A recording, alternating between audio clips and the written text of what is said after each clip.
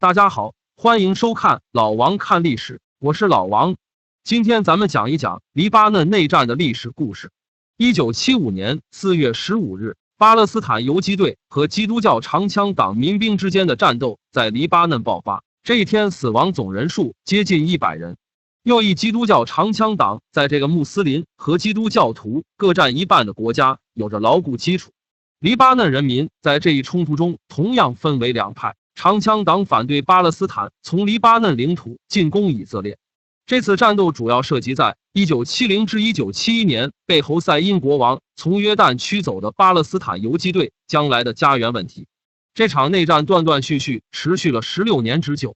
黎巴嫩是一个多教派国家。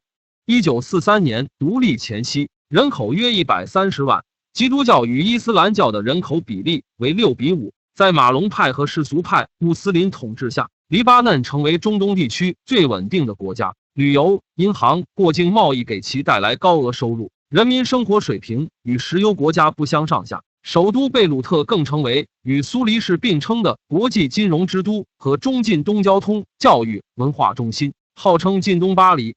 黎巴嫩镑也成为和瑞士法郎、西德马克一样坚挺的国际货币。后来，伊斯兰教派人口迅速增长，逐渐居全国多数。他们对基督教派继续掌握军政大权日益不满，迫切要求重新分配国家权力。而基督教派统治集团为维护既得利益，不肯做出让步，两派之间的矛盾日益加剧。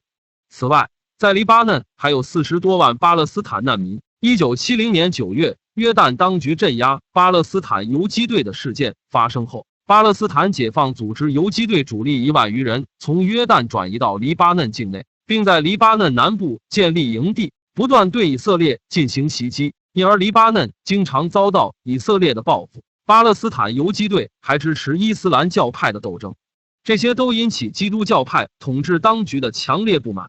加之美国、以色列和一些阿拉伯国家经常插手黎巴嫩事务，从而增加了黎巴嫩局势的复杂性，促使全面内战的爆发。